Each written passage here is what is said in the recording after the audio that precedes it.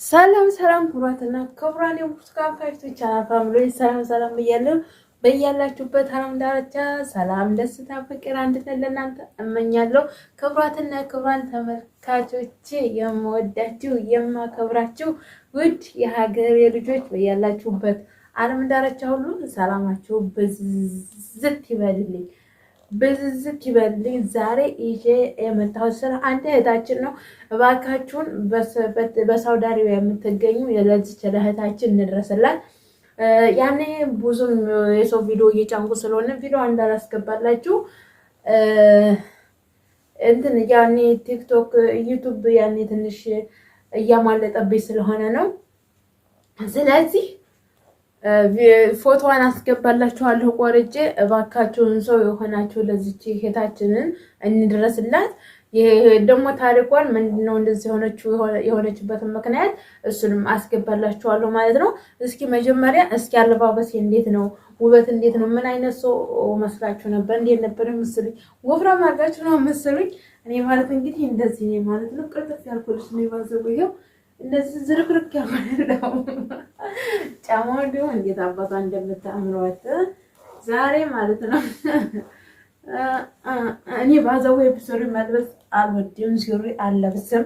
ደግሞ የሚያምረውም እንደዚህ ነው። ለሴት ልጅ ሱሪ አልተፈቀደም እና እንደዛራችኋለሁ። ይሄን ይመስላል የዛሬ ውበቴ ማለት ነው። እስኪ ነው እና እኔ እነዚህ ሸራዎች አዳዲሶች ናቸው። እንደዛ ነው እላችኋለሁ። እንግዲህ ቤተሰብም ባንገባ ወደ ሀገር እንገባ ዝግጅት ላይ ነን። እንግዲህ ሁላችሁንም አመሰግናለሁ ጋይስ ያበረታቱኝ። ዳይ ወደ እህታችን ህይወት ታሪክ እንሄድ ማለት ነው። አብራችሁን ቆዩ። አዳ ላይክ ሰብስክራይብ አድርጉ ጋይስ ያበረታቱኝ። ቪዲዮ ከተመቻችሁ ላይክ ሰብስክራይብ አድርጉ። አስተያየት ካላችሁ አስተያየታችሁን ኮሜንት ላይ አስቀምጡልኝ። እኔ ደግሞ ኮሜንታችሁን አይቼ እመልሳለሁ ማለት ነው። ይሄ ደግሞ ከረባቴ ነው። ዛሬ በከረባት ነው የመጣሁላችሁ። የእህታችን ህይወት ታሪክ ግን በጣም ነው እያሳዘነኝ። አንጀቴን በልታኛለች። እውነቴን ነው የምላችሁ፣ በጣም ነው አንጀቴን የበላችሁ። እግዚአብሔር ግን አንዳንድ ጊዜ እኔ ሃይማኖታችሁን አትካዱላለሁ። እኔ የምላችሁ ነገር እውነት ነው። የያዛችሁትን ሃይማኖት አትካዱ።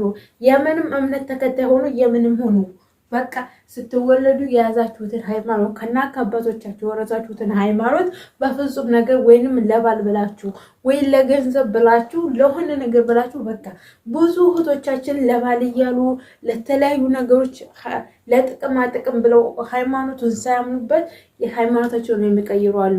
በዛ አጋጣሚ ደግሞ ጉዳት ይደርስባችኋል እናንተ ማለት ነው።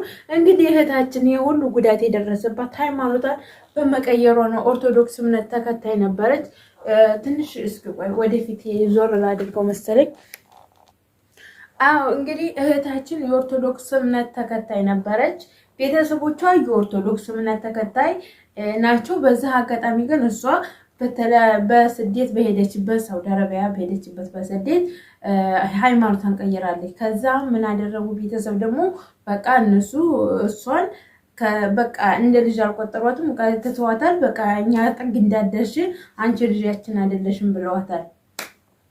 ስለዚህ ይሄ ሁሉ ምን ተፈጠረ? ሃይማኖቷን ስለቀየረች። ሃይማኖቷን የቀየረችበትን ታሪክ አናውቅም። አይዶን ነው። እኔ የምላችሁ ለዚህ ነው። ትጎዳላችሁም፣ ህይወታችሁም ያለ አግባብ ይበላሻል። ለጥቅማ ጥቅም ወይ ብላችሁ ሃይማኖታችሁን የምትቀይሩ ሰዎች የምንም አምልኩ፣ የምንም እምነት ተከታይ ሆኑ። ግን እኔ የምላችሁ ለጥቅም ብላችሁ እናንተ ሳታምኑበት ለጥቅም ብላችሁ ሃይማኖታችሁን አትካዱ። ወይ ለወንድ ለሆነ ነገር ብላችሁ በቃ አምናችሁበት ሃይማኖት መካር ትችላላችሁ። ግን ሳታምኑበት ለጥቅም ብላችሁ ብሊስ ሃይማኖታችሁን አትካዱ። ሁሉም ጥቅማ ጥቅሞች ሁሉ ይቀሩና ነገ ሌላ ቀን የሚሆኑ ያ ጥቅማ ጥቅም ወይ ፍቅርም ካላችሁ ፍቅሩም ያልቃል። እና ይሄንን ማሰብ አለባችሁ ሃይማኖት ተመቀየራችሁ በፊት ማለት ነው። ስለዚህ እንግዲህ እህታችን በጣም የምታሳዝነው በአሁን ላይ ማለት ነው። እውነቴን የምላችሁ በጣም አንጀቴን ነው የበላችሁ። በጣም ነው ያሳዘነችኝ። በጣም ነው እኔ እንጃ። ብቻ እንግዲህ ለ8 ዓመት ሳውዲ አረቢያ ሰርታ 200,000 ድርሃማን እንግዲህ ቤተሰቦቿ ስለጠሏት ቤተሰብ ምንም የምትጠገው ወገን የላትም። እሷን የባዕድ ወገን አድርጋል። እናንተም ያስተምራችኋል ብዬ አስባለሁ። ዛሬ ያስተምራችኋል ብዬ የተለያዩ ቦታ ሰውን አምናችሁ እንደዚህ እምነት የምትጥሉበትን ሰው ቢያንስ ጥንቃቄ እንድታደርጉ ይሆናል። ስለዚህ ምንድን ነው እንግዲህ እህታችን ያችን ጓደኛዋን አምናት የሀገሬ ልጅ ነች፣ ምንም አታደርግኝም፣ የምስራውን ታውቃለች፣ ህይወቴን ታውቃለች ብላ ራሴን በድዬ ነው ያለችው። እንግዲህ ልጅቶ ራሴን በድዬ ራሴን ቀጥቼ ውሃ እንኳን አልጠጣም ማለት በፊት እንኳን አልጠጣም ማለት 8 ዓመት 200,000 ድርሃም ሰርታ በ8 ዓመት 200,000 ድርሃም ግን ጅግና ነበረች። ምን ያደርጋል? የእውነቴን ነው፣ በጣም ነው ያሳዘነችኝ። ግን አሁን ላይ በዛ ምክንያት ለካንሰር በሽታ ልጅቱ ተዳርጋለች ማለት በዚህ በበር ምክንያት እንግዲህ ያቺ አደራ የሰጠች ሶፊ የምትባለው እንግዲህ ሶፊ ነው የምትባለው ልጅቷ አደራ የሰጠቻት ባላደሯ ማለት ነው። እንግዲህ ሶፊ እንግዲህ አንቺ አደራሽን እያለች እየሰራች እያመጣች ለእሷ ታስቀምጣለች ማለት ነው ቤት እንግዲህ በጣም አምናታለች። እሷ ትከዳኛለች ብላ በምንም አላሰበችም። ግን አሁን ላይ 200,000 ድርሃሟንና ወርቆቿን ይዛባት ጠፍታለች። ይሄ ደግሞ ለምን እንዳደረጋት ልጅ እህታችን ደግሞ ለካንሰር በሽታ አዳርጓታል። በንዴት የተነሳ ማለት ነው። በንዴት የተነሳ የሆኑ እቃችን ውስጥ የሚቃጠሉ ነገሮች አሉ። እኛ ተጥቅም ውጭ የምንሆንበት አለና እባካችሁን እህቶቼ ወንድሞችን ብትሆኑ ሰውን አትመኑ። በፍጹም ካርድ ራሱ ገዝታችሁ ለሰው አትስጡ።